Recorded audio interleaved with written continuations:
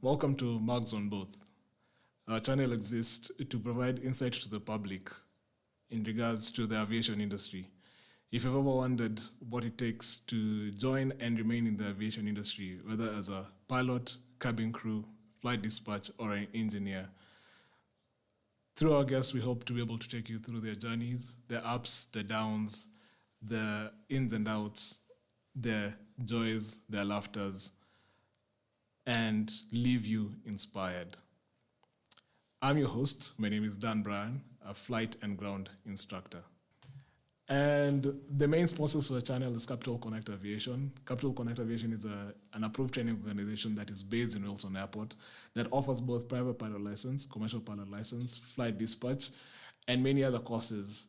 Please feel free to check their links on Instagram, Facebook, and TikTok. And with me on the show today is, let him introduce himself. Wow. My name is Allan Matheka. So I'm a student at Capital Connect. I do many things. I'm a student in university as well, finishing up my degree in BBIT. Yes, I'm a student. I'm a flight student. You're a flight student. Yes, I am. Thank you, Matheka. Thank you for joining us today. And we hope to be able to inspire people with your story, with everything that you've done so far. Okay. Now, because for us dealing in matters of aviation, we'll talk about aviation and we'll talk about maybe the ins and outs of your life and how you've navigated this aviation industry currently as a student, just to get a better perspective of everything. So maybe we'll start from the beginning. When did you think, or when did you know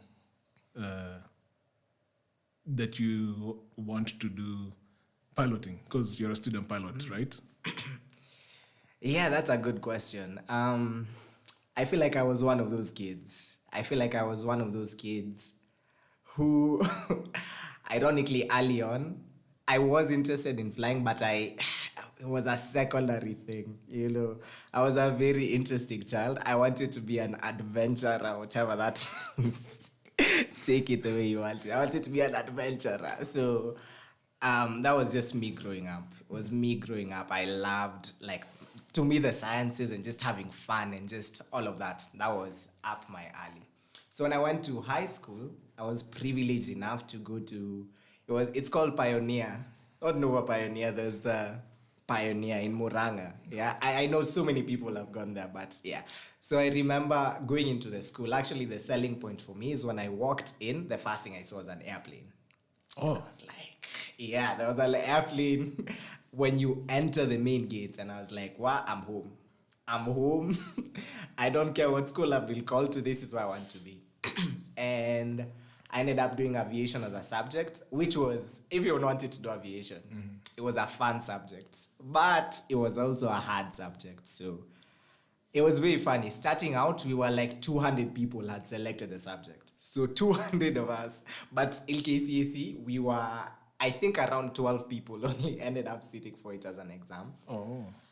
And yeah, like me from high school, the first aviation class, I was like, this is where I want to be. I've also been privileged enough to have people around me who I could see and just inspired me. Like, I remember when in high school, I was like, what am I going to do in the future? Like, I just knew I do not want to sit behind a desk. Not that desk jobs are bad. We need the desks. But if I could work, if I'm being paid to fly in the air, like, who wouldn't want to do that? So me in high school, I knew from Form 1, I knew right away, this is what I wanted to do. Oh, so you said there were other people. Yes. That inspired you. So who are these other people, maybe in your life, who inspired you maybe to go in the trajectory of aviation or think about pilot training? Yeah, so I think the biggest inspiration in my career has been my mom. So my mom was an ATC all her life. Literally all her life. What is ATC? Oh, ATC. So air traffic controller. So my mom was an air traffic controller all her life. It's very interesting to see because I look at childhood pictures of me. Literally when I was born is when she was getting her first job. So yes. Okay. So she had me when she was quite young. So I've been surrounded by planes and aviation like my whole life. Oh. Like a lot of the time, I go to Jomo Tower or like Mombasa Tower. People are like, we saw you when you were this tall. So it's crazy. So, and I think her life on like even aside from my life, like her life on her own, like it's an inspiring story. What like it was like from the trenches and just to where she is now. From the trenches. Okay. From the trenches to where she is now. It's just a testament to her character. Like she was my biggest motivation. And then when I and the good thing is she was also my biggest fan, like I want to be a pilot. I feel like so many other parents would have been like, let's hold this off for later and then we can revisit. But she actually supported me from day one. Day one. It was like, where do you want to go to school? Like I actually, even going to uni was my idea. Oh, really? It was my idea. So how does that happen? So you go to, you want to do aviation. Yes. And truth be told, we know most aviators or especially most pilots, for those guys who don't know, most pilots have not really ventured out into into anything else. All they've known is to fly. True. That's all they've known. Yeah. So when you hear somebody who wanted to fly and then all of a sudden decides, hey, let me go do uni, you're like, so what was the thought process for you? Why did you want to go to university? Why did I? It looks like, why are you trying to downgrade your life in a sense? Yo, okay, crazy, okay. It's very interesting because why did I actually want to go to uni? I think like from early on, like I think I have a tendency of just, again, the trenches. I wanted to be a pilot, yes, but I wanted to become an undeniable pilot. Like I don't know like the best words to put it. Like I wanted to someone like see this CV. Qualified. Like in every aspect of no doubt. Like no doubt, genuinely. Like I wanted when people look at this CV, like, and also when I thought about the future. Yes, I want to become a pilot, but actually, funny story. Early on, even in high school, I remember a couple of friends and I, like our ultimate dream, because a lot of like the few people who stayed doing aviation, bro, we loved it. Like it's very interesting. Out of all the subjects I did in high school, aviation is the one book. It's the one book I kept. So from early on, like our goals and our dreams were we want to start our own flying school. Wow. It is funny, right? Okay. We want to start our own flying school. And to me, at the time, my thought process was like, what extra thing will I have that will help me bridge that gap when it comes to, like I'm now retiring. Like, what else can I do? You know? So yeah, that was the thought process. Yeah. Okay. Yeah. Yeah, because like I said, most people at times, they tend to think that, if I go to uni, then maybe I'm setting up myself not to pursue aviation. So for you, was that something that you felt of like, hey, now I'm in uni, I might be told, hey, by the way, you're doing flying, you've done uni. Most people it is kudos, my guy. Now go figure out how you're going to pay us for yourself the rest of your flight training, right? Yeah. Was that something that you're scared of? Yes, actually, funny story. The funny thing is, and the thing that I was afraid of from early on is stagnation and losing track and stagnation. They were my two biggest fears when I was entering uni, because funny enough, again, like I coming out of high school and when we're choosing careers, I knew so many people who we started this journey together, like we're gonna be pilots. Even when I started out, so many people who I knew went into piloting, but when they started uni, they they stopped. Like it took a backseat, which for me was one of my biggest fears. It was one of my biggest fears, especially as you go through uni, juggling just doing school and you fly this time doing school. It was hard, especially early on before you get in a rhythm. It was early on. I think I was privileged because again, like the people around me were people who I could rely on, I could lean on. There are people who, manze, there are days I came and like, I'm dropping out, like I'm leaving one. Generally. And it's not like it's very interesting. I remember there's a day generally like I was so I was down bad because it was because when I started I was doing computer science I was in Strathmore. It's a full-time course, so from 8, for those of you who've been in Strat, from 8 to around 4, like your days is occupied. And if you're not in class, you have assignments, and if you're not doing assignments, you have a project. There's just something. And I think especially earlier, I had such high expectations of myself. Like I don't want to fail either. Like I'm privileged. I have all of this, so I need to make sure I excel 100%. So it was hard. I would often find seasons where, like when I give 100% to this, like I can't give 100% to this. When I give 100% to this, like now I'm slacking behind on this. So there's a day I came home and I was like, you know what, I'm done. You're done. And it was not it was not flying. And it's not flying. It's not flying. I'm done and it's not flying. I'm leaving one and it's not flying. Wow. So fortunately for me, like my support system, my parents at the time were really they were wise enough to not dismiss me, but they were like, you know what, we hear you, take a break. I took a break.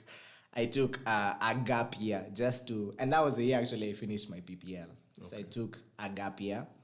And then later on they were like, you've already started this. Like I was encouraged and I was able to step back in and and do what needs to be done. Okay.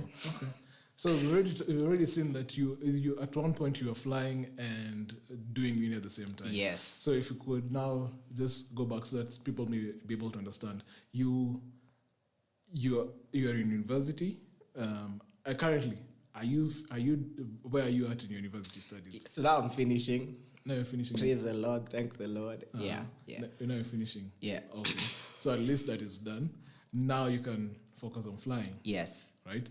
So when you're starting off your aviation journey,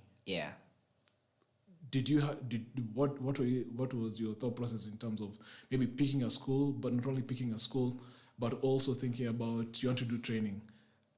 You have people in your life already who are in the aviation industry. So was Kenya like a main option for you, or was flying outside? Because yet again, for most people, we know that they choose flying outside rather than flying in Kenya. Yeah.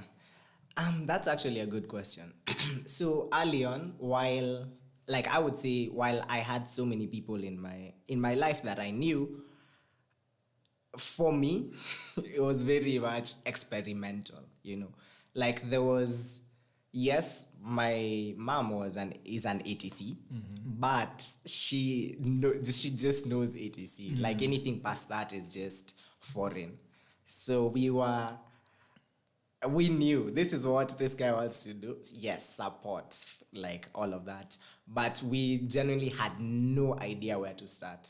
None at all. Yeah, maybe for some of the guys, most people think you're in the aviation industry.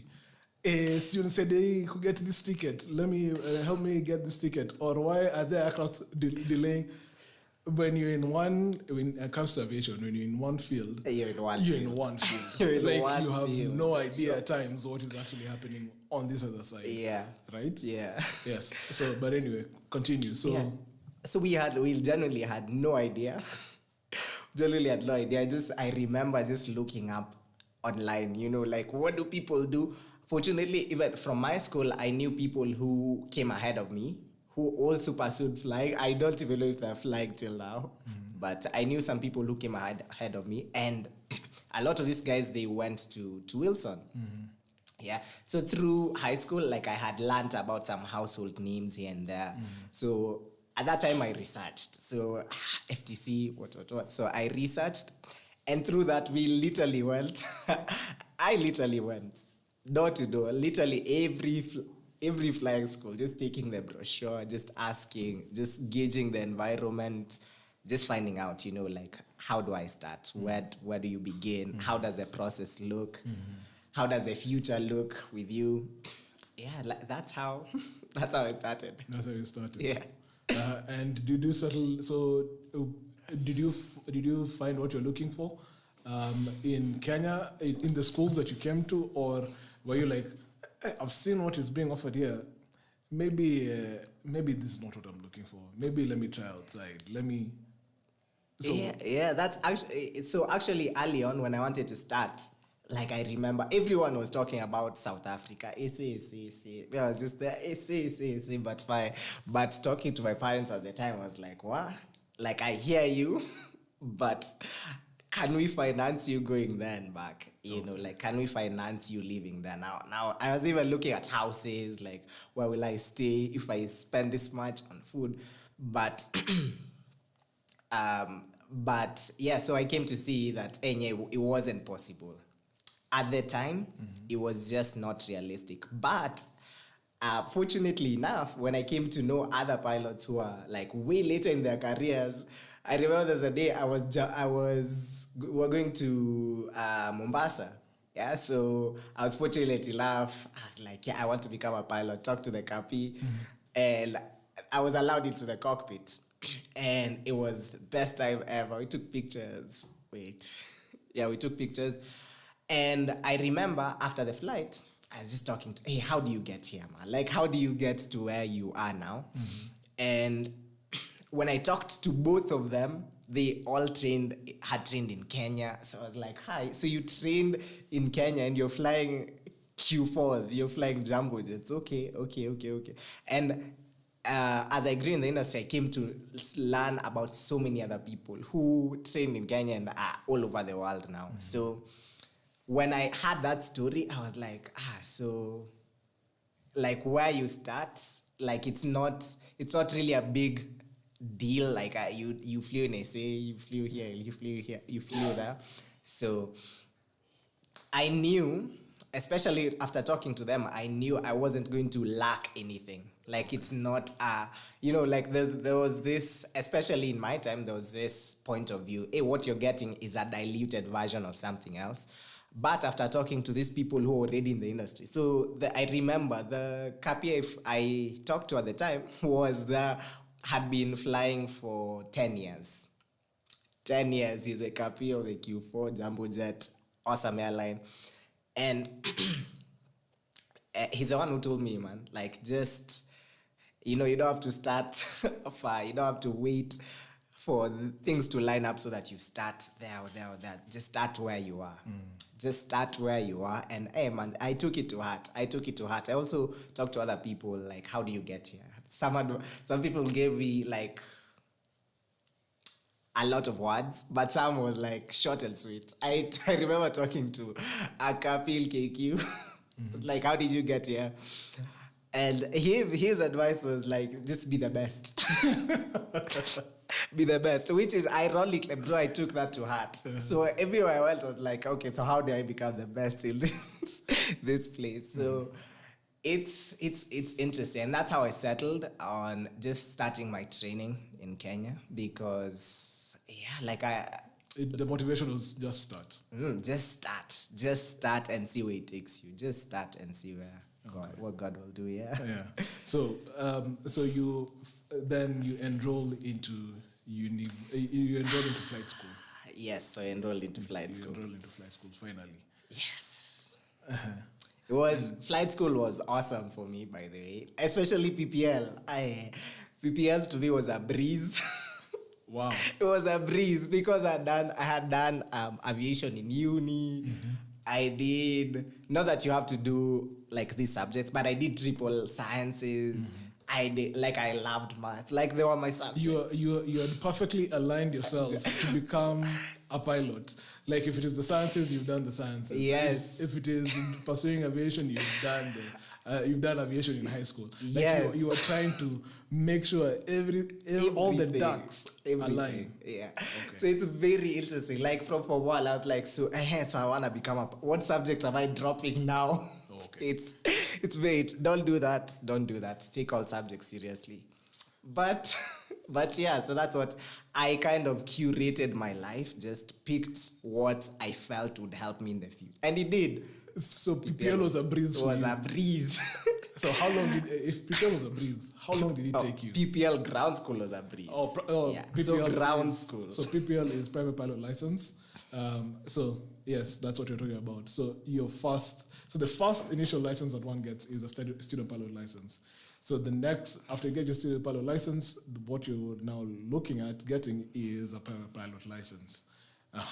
So your PPL, a private pilot license. Yes. It was a breeze. It was a breeze. So you've said which part? The ground school. The ground school. The ground school was a breeze. The ground school was a breeze. And I think it was just God. Because fortunately, at that time, because I'm still full-time in uni. So did you enter uni before you started flying? Or Yes. Did you just slightly before, I think. So you half a year into uni. Then you began flying? Yeah. Oh, okay. Yeah. So it's not started flying, entered uni. No. It is started university, then entered flying. There was this mentality. I remember I was like, am I going to miss out on this university life I hear people talking about? Yes, I had my goals, but I was like, yeah, hey bro, everyone I'm talking to, like uni is sounding so fun. Mm-hmm. I felt like I was missing out on something, which was another motivation to start early. Okay. Yeah, so, so started uni halfway, like 6 months into university, you began. And it was such a because the privilege was because of my background in just high school, and I was already a full-time student. So the question was, because ground school was the whole day where I was. Ground school was the whole day, then you go home. So I could afford to miss some classes.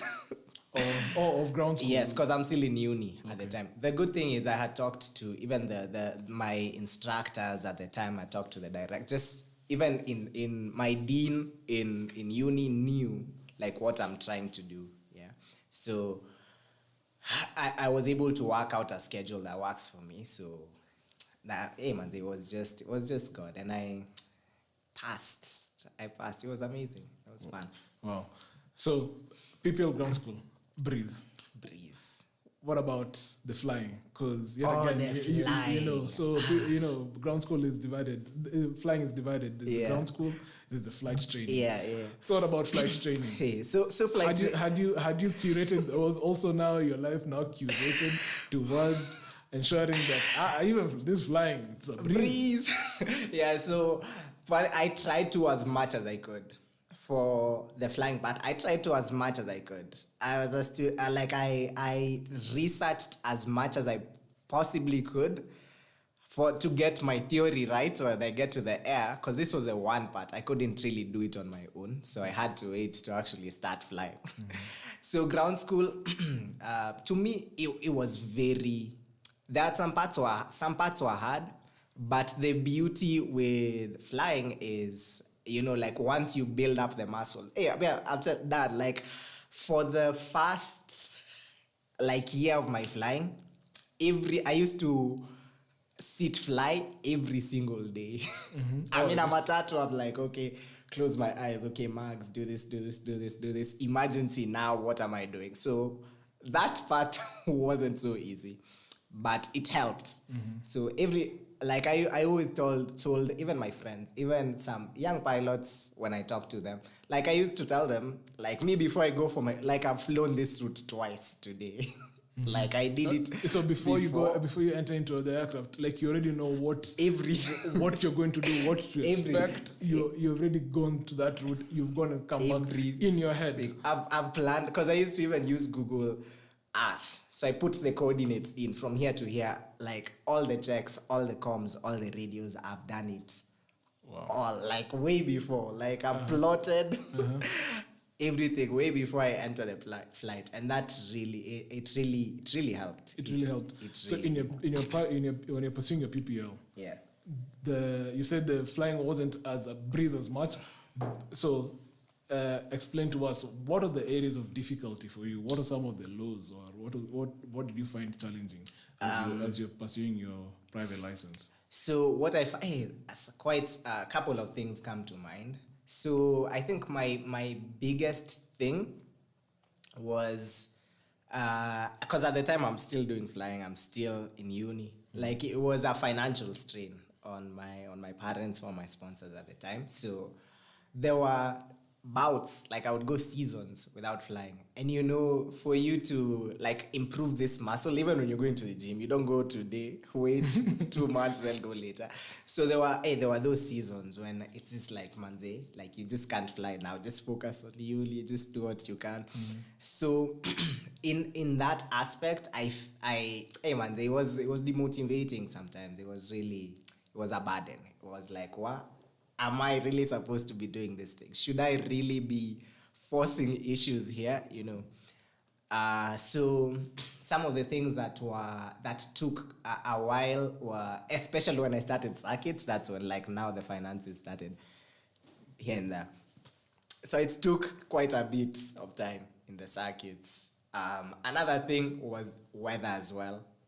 So the weather, I don't know why, but for those 2 years, the weather was bad. It was almost always bad, and it was. So did you take 2 years to complete your private license? Yes. It took 2 years to Yes. complete your private license. Yes. So it was. If it's not finances, it is the weather is not just allowing you to fly. Yeah, and there are actually times when finances are there, weather is good, but now it'll start for you have like 3 projects that are due, and for you to, like, what I also wanted to avoid is to give lackluster performances. Like, yes, you're doing this and this and this, but are you excelling in them? Like it doesn't matter if you're juggling a million things and you're not really excelling in any of them. Okay. So that was a big thing. Like, I don't want to give lackluster performances here. I don't want to give lackluster performances in flying. Like, it got to a point, even in uni, it's like, hey, manze. When my lecturers are like, hey, you need to come back. You need to come back. And when I do, my instructor is calling me. So you're being pulled in both directions. It was a tough. So that's the place where you explained to us that it was a strain for you. It was a strain. Especially when you're doing your private license. Yes. The mental capacity just. It was a strain. And even when I was doing CPL ground school, it was the same. But the good thing with ground school was, at the time I was doing my CPL ground school, it was around COVID. 2020 is when no one was going out, right? So at the time, things were online. So it was a breeze. It was not a breeze, but easier. Because at the time, because when I realized being a full-time student and flying wasn't quite cutting it. Like, yes, when I focused on UA, I would ace, right? I would ace by the grace of God. Like, I would definitely ace. When I'm flying, man, I'm doing so well by the grace of God. But now, whenever one was succeeding, one was always failing. That's when I had the conversation, man. I'm gonna drop one. But when I went to uni to talk to my dean, I was like, I don't know how I can do both of these. And I was advised, by then you can actually do an evening course. I was like, by then I've never thought about this before. And so I switched to an evening course. I was doing computer science. The only other course where I could transfer a few of my credits was BBIT. So I took up an evening course of BBIT just so I can have time to fly during the day, to do ground school. So CPL ground school, it was literally from 8 to 4. Then from 4, by the time I'm getting home, because ground school was in Wilson, but now our classes in start were online. By the time I'm getting home, 5:30 is when the online class is starting. So 5:30 to 9. Wow. So you had a packed day, basically from morning till evening till late. It was tough. So now imagine how it looked. You have a cat for in the evening, and during the day you have it was a season. But me, I'm grateful for the season. One thing I came to realize and to love, I think I love the trenches, like just being, I don't know the right wording for it, just that place where you're being in the crucible. Facts. I came to love it. In the crucible. Where the purification occurs. That's why you are. That's why I thrive. In the crucible of education. Yes. That's where you like to be. That's why I being love refined. You get to know your stuff, the ins and outs, the intricacies, everything. The hours we were pulling. Because I during my CPL grounds, I got to meet like awesome people. Like you've met one, Kev is one of them. They were pulling like crazy hours. We were waking up at odd hours of the day, like to study. Like, we really put in a shift. I came to love the trench. Like even now, like it's a saying I use with my friends. Like in the trenches, I feel like that's where you get made. You get me, bro. You come out the other side, and you're not the same. You're not the same person. You're not the same. Wow. Yeah. So just to go back on your PPL, because you mentioned some of the difficulties that you experienced. Yeah. What about the highlight? What are some of the highlights that you had when you're doing your private license? Yeah, I had so many highlights. My first solo was a highlight for me. It was a stressful flight. I don't know if I told you the story. They forgot about fail the circuit. I told you the story. So, for guys who don't understand, we're talking about the circuits, okay? We're talking about days when pilots are taught how to take off and to land, okay? So when we're doing the takeoffs and landing, that's when one is released for what is known as a solo. So you are given the aircraft by the instructor, and you're told you can take off by yourself and land by yourself. Your instructor has trusted you enough for you to be able to do that.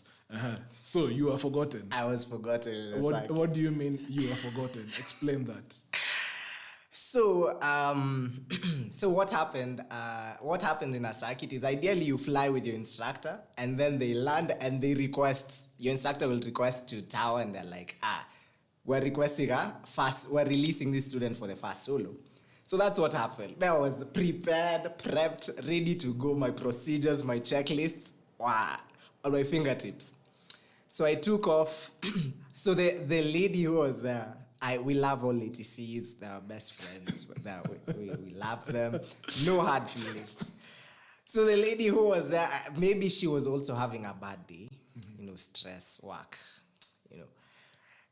But immediately from the first call I made, she was already yelling. She was yelling to wait your turn. And it wasn't the first time. And I remember this ATC was known at the time. Like that lady was on the comms again. Okay. But we love all ATCs. She's an amazing controller, one of the best controllers. So I got to the she's already yelled at me while I'm on ground. Like, okay. So when she yelled at me, I was on ground. Yeah, so I'm waiting for my clearance to line up and take off. So me, I'm like, I've been waiting here for a while. So I went to the radio. I'm like, I'm ready for an immediate takeoff. Yeah. So, our departure. So, ready for immediate departure. She yelled. She's like, yeah, just wait your turn. You're standby. So, okay, I was like, okay, sorry. So, I lined up, took off, did my circuit. I went. So, that day it was a very busy day. In her defense, it was a very, very busy day. So I remember there was just a lot of traffic coming to Wilson. And I remember when I reported downwind, when I made my downwind comms, I was standby number something. Yeah, so I was number 4. I remember there were a couple of aircrafts after me. So I know the circuit pattern in my head. It ends when you get to Monastery. I've never done a circuit that extends past Monastery. So I'm doing the circuit. Okay, I'm like number 4. Okay. I see the first one, I see the second one. Okay. So I get to Monastery. I can't see the third airplane in the circuit. So I go on the radio. I'm like, the airways were busy. So when I got a chance, I jumped in. So I was like, I'm not in, I don't have visual of the traffic. Advise when to turn in. So she yelled. She yelled at me like, just continue extending. Extend downwind. We'll advise, she actually said the full thing. So extend, we'll advise when to turn in. I was like, cool. Extending, cool. Extending, November. Kilo, that was my aircraft at the time. So I extended. So we have I know the procedure by the book. The highest circuit height you should be by the book is 6'5". So I'm extending. I'm just extending. As you can see, the ground creeping up. The ground is just coming up to me. I'm like, what? Okay, so what do I do now? But I'm like, you know what? A good pilot trusts their ATC. The ATC has more experience than you, knows the whole airspace. This guy has radar in the room, so they know what they're talking about. Okay. So I'm just seeing trees, man. It was bad. It was bad. I'm seeing masts. Now we're almost the same height as a mast. I went all the way to KBC, by the way. I went all the way to KBC. I could see KBC is right over there. Hey, Walze. I'm like, God, if today is my day. So because she had already yelled at me, I was fearful. I was afraid to go back on the airway. I've already been yelled at. I was like, I'm not having this again. This is not happening. So I had started climbing slightly. I'm like, well, she'll notice I'm doing something wrong and she'll. So eventually I hear someone shout, what are you doing? Turn in now. Turn in now. Turn back. So I was like, excellent, November, kilo, turning in. So that was one of the scary moments but it was an amazing day like that. It was an amazing day, but still it was scary, but it was still an amazing day. So I came back. I got lost for a few minutes because I've never done a circuit so far. I was like, bearing lost. I'll say my bearing was completely lost because I was like, where is this, Nini? Where is Monastery? I can't see it. I'm used to seeing it here. I was like, what? Where is it? But I just used the visual references at the time. I was like, it has to be in this direction. I started seeing familiar things. So I saw, for me was, what is it called? Waterfront. I saw KBC. From here to here, we actually do this, and this. So I found my way back. I landed, and that's how I was forgotten about in the circuit. But it was one of the best days of my life. I loved it. I loved it. That's amazing. That's amazing. I know for anyone, one of the biggest highlights when they're doing their private training is getting released for their first solo.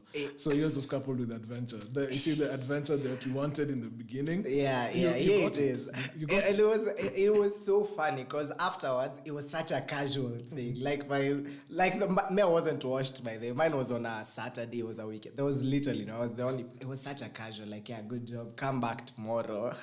So no one clapped for me, but if you've done your first solo, good job, congratulations. No one clapped for me, nothing. But I remember I left there. I just bought myself food. I was like, you know what, you did it. You patted yourself on the back. I did. I actually learned, it's important, I think, to acknowledge the small victories. On your journey, I think one of the things that will keep people going, that keeps you going, especially in those moments, like in the trenches, like are just the small victories. Like, hey, man, you actually did well. Things are tough, but you aced the cut. Yeah. Things are tough, but your instructor said you did a good job. Yeah. So, that's that's like a big highlight. It really was. Yeah. So what about coming towards the end of your private license?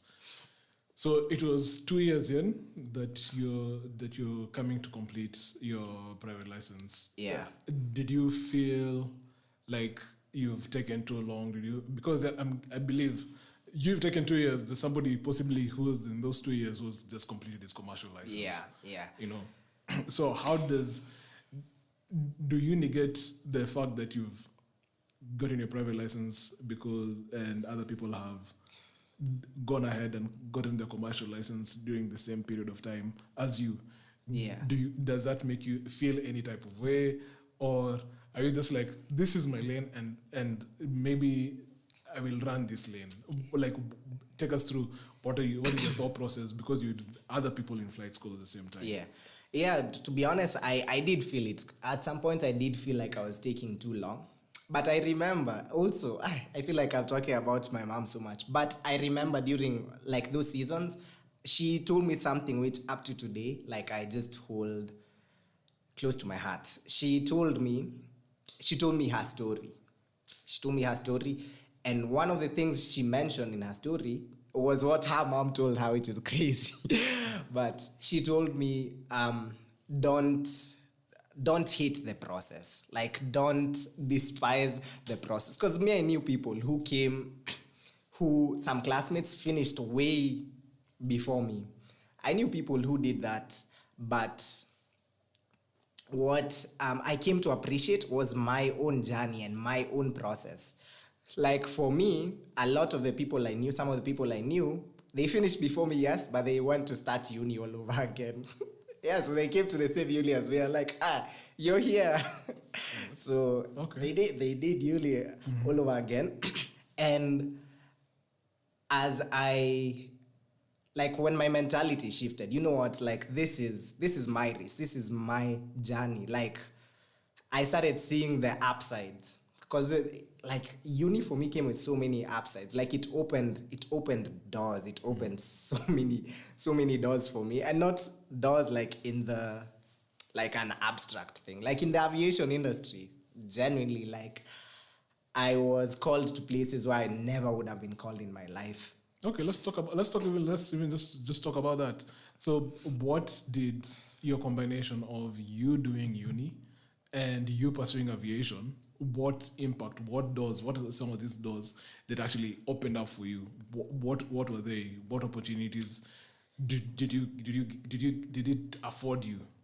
Wow, where to start? I think that the first place I ever worked was in KCA.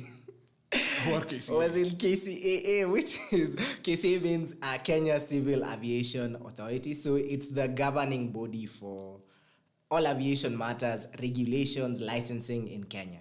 Yeah. So I remember, actually, the thing that got me in the door into KCA was because, like, I have this tech degree that I have, and I'm also doing flying, So I can benefit from working. I can benefit from working here, and I give you guys a perspective that is from both sides. You as a regulator, and you as the person being regulated by the authority. Yeah. So because of my degree and because of my license, like, that's because I had gotten my PPL at the time. Those are the two things that got me that position at the time. Granted, it was in the IT department. I learned so much. Like, to be on the inside, and just to know how KCAA works, how they actually give out licenses, how they actually work their system, how all of this works. Like, I was on the in. Like, actually, for a while, I was the person who used to help the DG. Oh, yeah. The Director General, the DG. Oh, yes. So the DJ is having meetings. So I was the one. So for a period of time, like I was in the meetings because I'm the IT guy in the meetings. Wow. I got to learn so much when it comes to making regulations. Like, why are these regulations like this? Like what exactly does KCA do? And because of that, I remember after that I applied to KQ in the IT department as well. And I had gotten in, but I couldn't go at the time because it was conflicting with something else.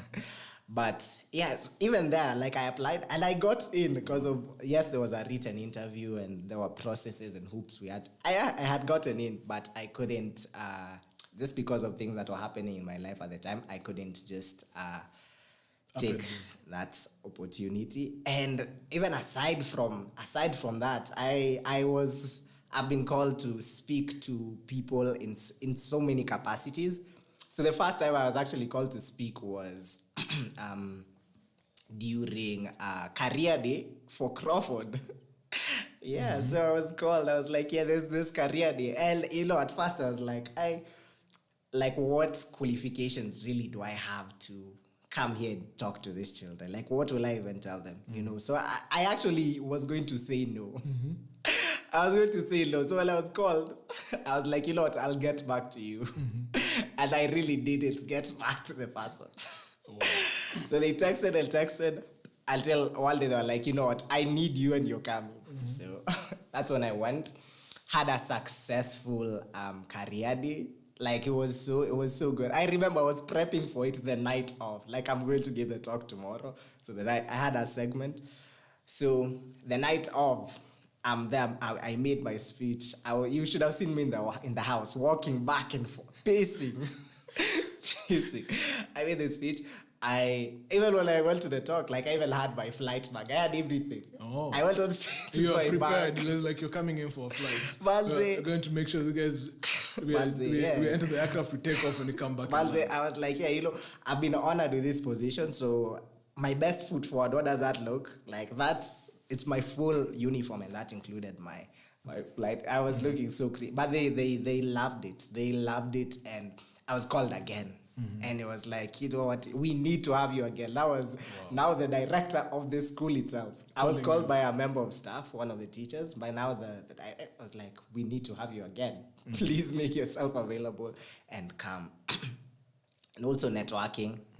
And even aside from that, there was also an opportunity to speak to, if you guys know about EASA, East Africa School of Aviation. It's one of the biggest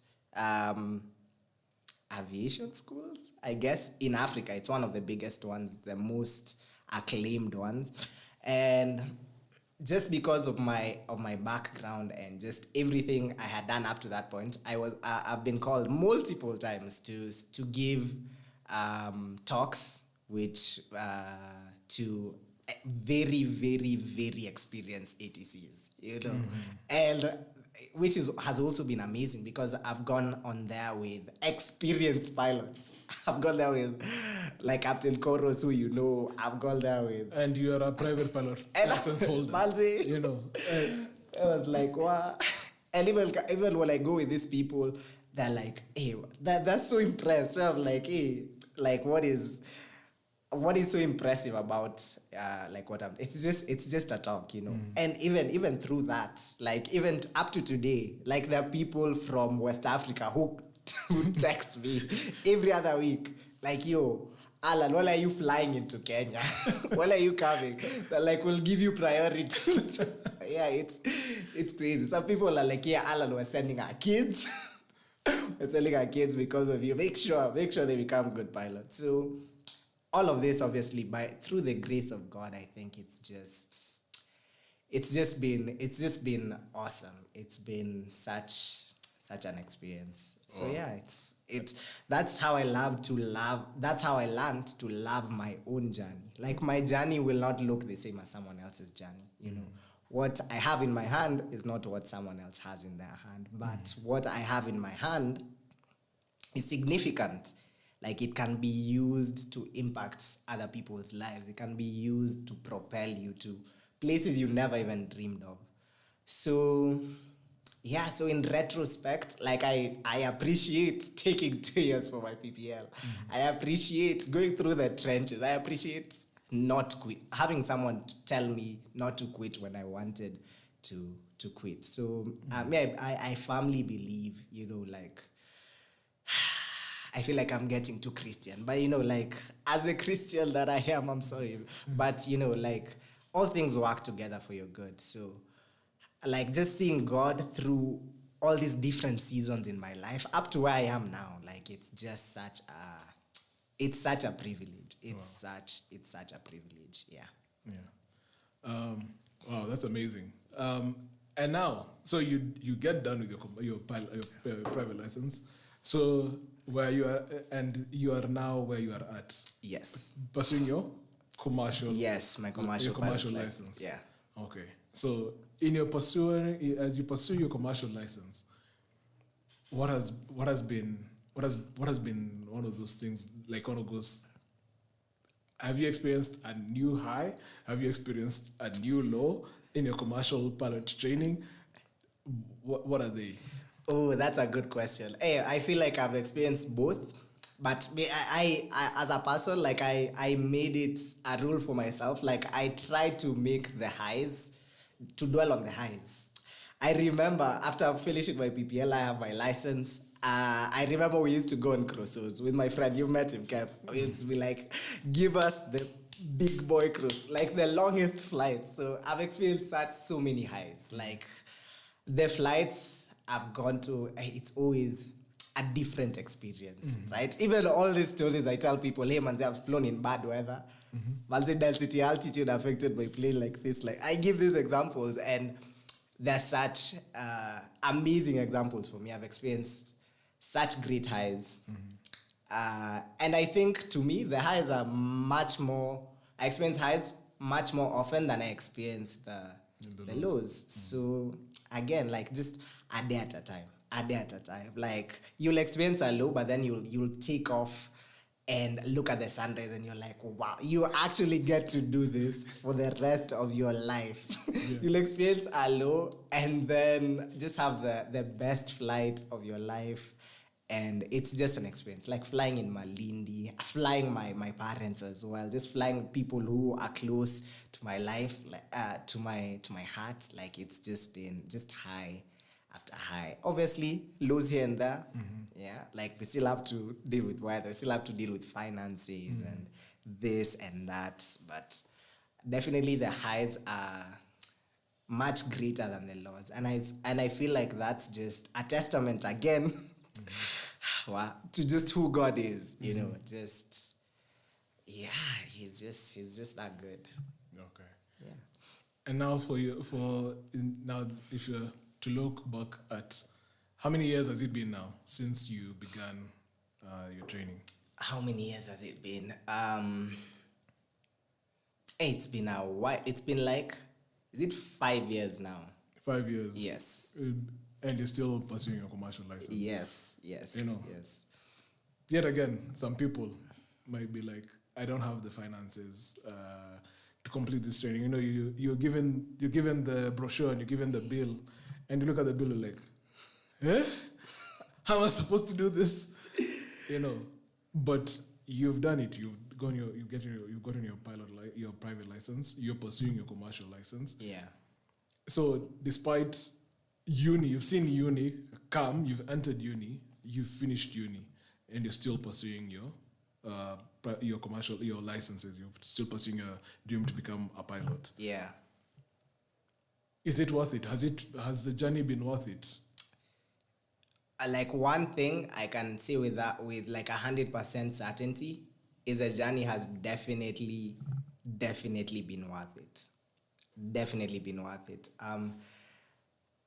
I feel like a calling to be a pilot. Like, sometimes I feel like a small cog, like in the great, like, I feel so privileged. Like, I've been called, and I'm privileged enough to every day. Like, who gets to wake up and wake up and look at planes every single day, like you're going to the office or to school or anything like that. So it's definitely been worth it. And not in an abstract, all things are worth it. All things work together for good. Yes, they do.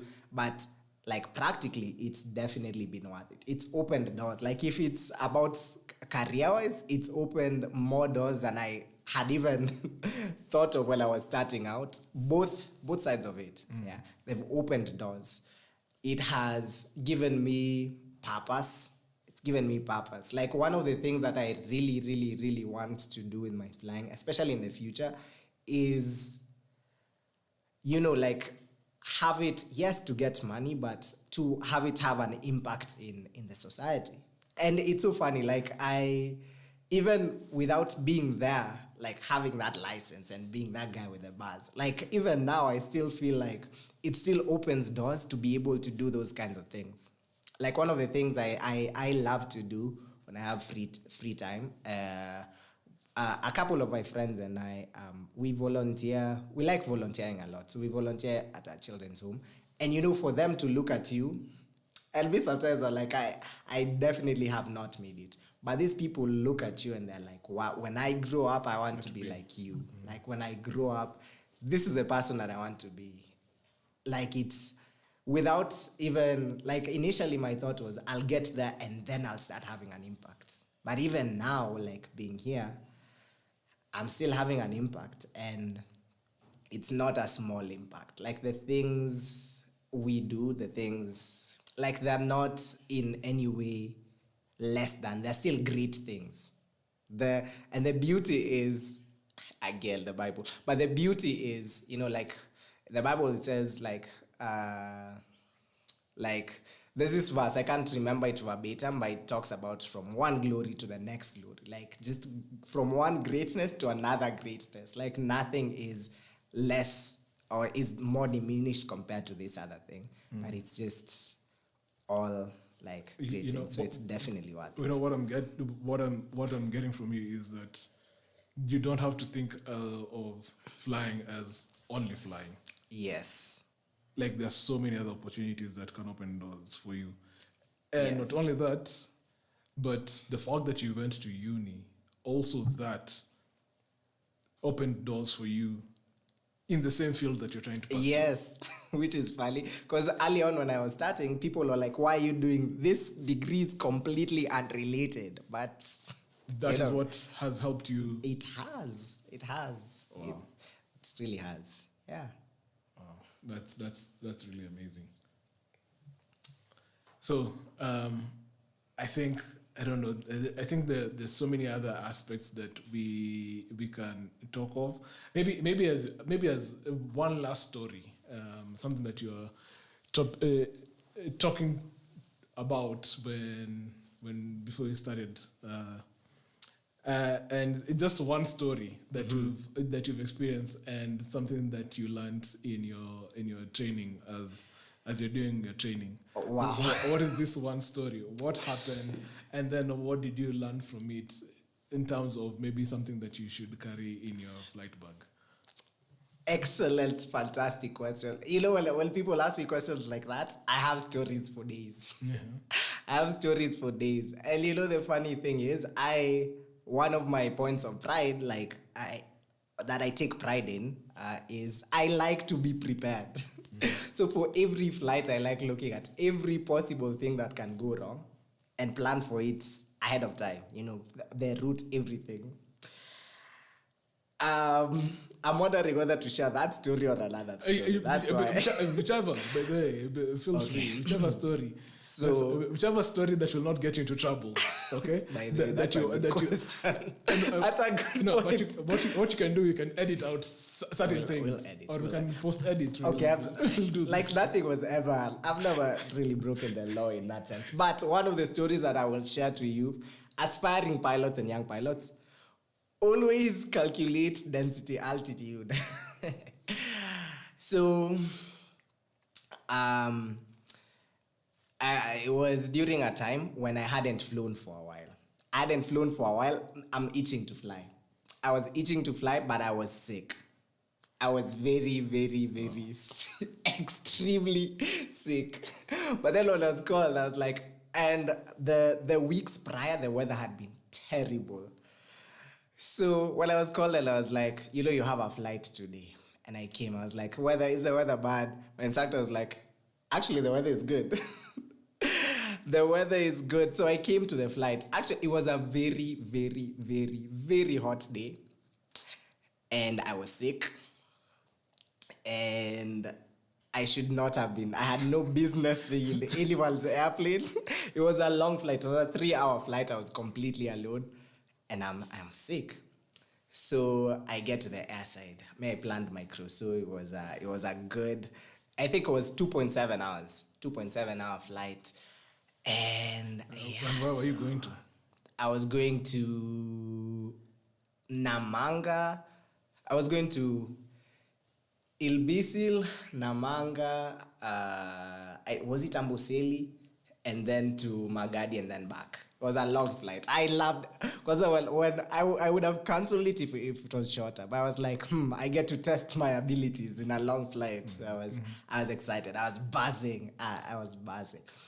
So I entered the flight, did my thing, pre-flight, everything. So I took off.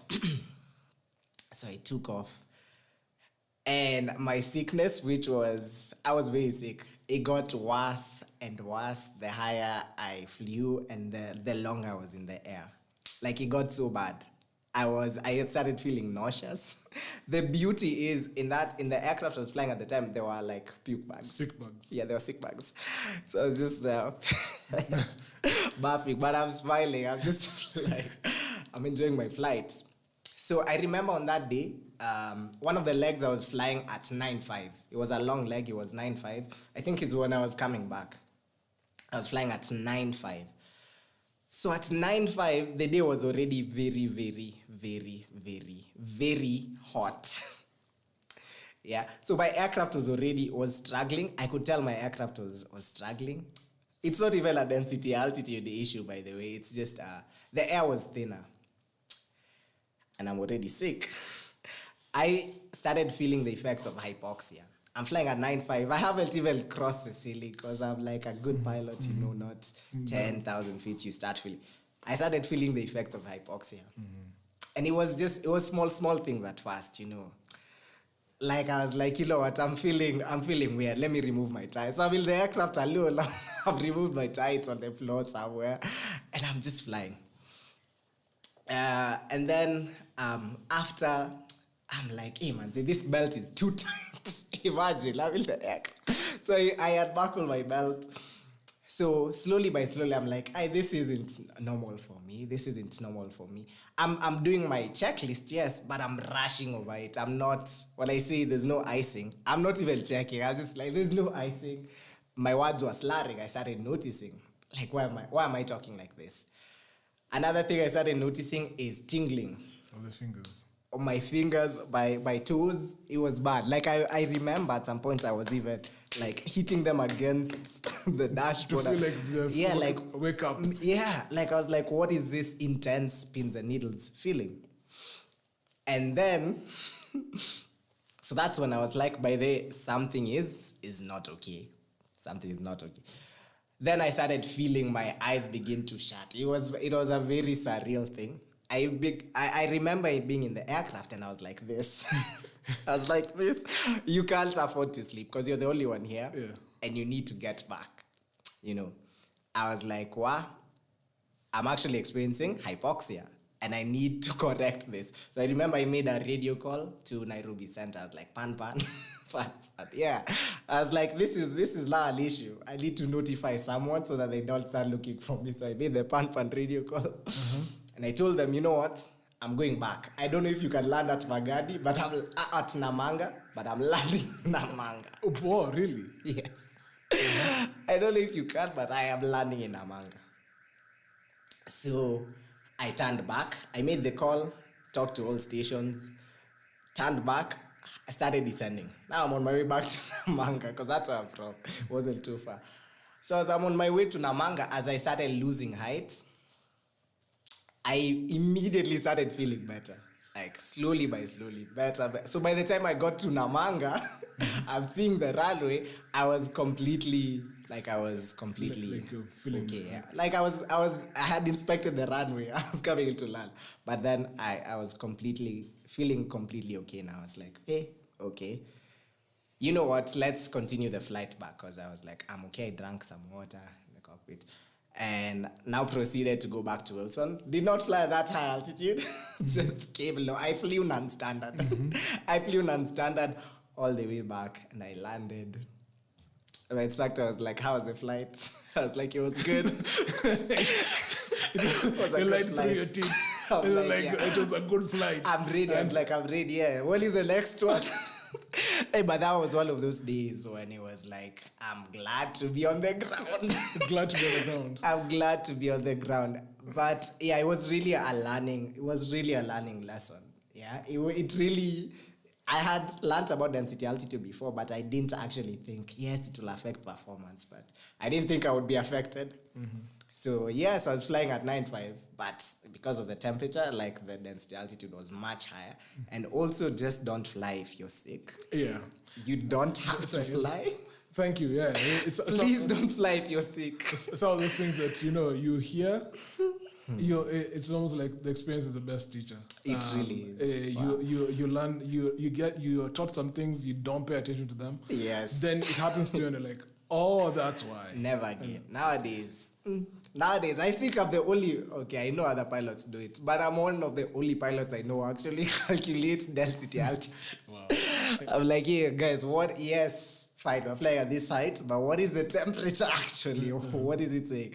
So I think it definitely did make me a better pilot. And, to me, it was like, my goal was, and still is, how can I maximize my pre-flight? Like, I want to be ready for anything, even when I was flying, I'm like, I can land here, and here. But this was the one thing I hadn't accounted for, and it was... That's what you're doing is amazing. I wish that many other students would be as exceptional as you, trying to see each and every scenario that could arise and plan for it. You can't remove all the risks that are available, but you can mitigate some of them that there are possibilities of happening. Yeah. So I think as a parting shot, I don't know, to future aviators, to somebody who's aspiring to become a pilot. So for somebody who is thinking of doing uni or not doing uni because they're pursuing flying, what would you say to these kinds of people? So as a parting shot, I think the best thing anyone can tell you is it is definitely possible. You just need to start. I think that was one of the best pieces of advice I was ever given. You just need to start, just start and dig in. Enjoy the trenches. Enjoy all the hard times that come with it. Enjoy all the good times that come with it. And if you're thinking about, do you want to pursue flying or uni? At the end of the day, yes. Uni is not compulsory if you want to fly. A lot of pilots just don't go to uni. But again, everyone's journey is different. Yeah, so just take it on the chin as it comes. So if you started out in uni, fantastic. Don't drop out. Say you're pursuing flying. You can if you want to, but don't drop out. Be a person who finishes what they start. So everyone's journey is different.